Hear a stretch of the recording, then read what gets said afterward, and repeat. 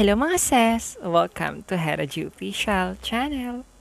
So yun na nga mga sis, no, pag-uusapan natin yung mga kaganapan po ng ating kandidata na si Michelle Arceo dito sa Rina Hispano-Americana, na kung saan po ay nagpunta sila sa napakagandang lungsod.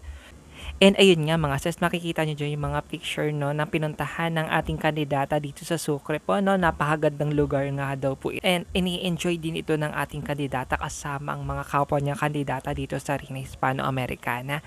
And aside from that, meron tayo makitang video clip po na kung saan po ay nagpakita ng talento ang ating kandidata. Yes po, nagpakita ng talento po sa pagkanta si Michelle Arceo sa harap ng mga kapwa niya kandidata dito sa Rina Hispano-Americana at maging sa mga staff or mga tao nandoon ngayon sa Sucre. No? Grabe, tuwan-tuwa ang mga tao, damangha sila sa magandang boses o pinakitang talento ng ating kandidata, no? Kanina lamang.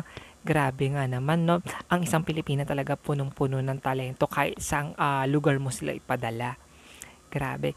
And aside from that, kinagabihan naman po ay nagkaroon sila ng performance, no? Kung tawagin ay Ambassador del Bicentenario or Embajadora del Bicentenario, no? Na kung saan naman po ay 2 gown ang sinuot ng ating kandidato para sa performance na ito, no? And makikita nyo nga dyan yung una niyang performance na napakaganda. So habang naglalakad siya, mararamdaman mo yung confident ng isang Filipina beauty queen, no? Grabe, napakaganda, napaka-elegante, napaka-classy, no? At ini-enjoy niya ang kanyang bawat performance o gabi dito sa Rina Hispano-Americana. And then, ito naman ang kanyang pangalawang performance, no, na kung saan naman ipinakita niya ang pasabog na gown at napakaganda niya dito, no. Grabe yung makeup, yung ayos ng hairstyle, even yung kanyang performance, so good naman talaga, napakaganda naman din. And, alam mo yun, ramdam mo talaga sa kanya na feel na feel niya talaga yung stage, feel na feel niya yung kanyang galawan, alam mo yon, no, ramdam mo sa kanya na may confidence talaga siya. And kahit di man siya nanalo dito sa presentation nila, mararamdaman mo talaga na itong kandidatang ito yun, may laban talaga kapag nagsimula na ang preliminary at finals competition dito sa Rina Hispano-Americana.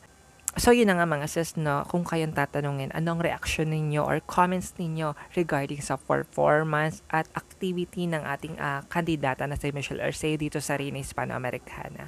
Please comment down below para malaman ko kung anong say ninyo sa latest chika. And don't forget to subscribe. Heraji Official. See you in the next upload. Bye!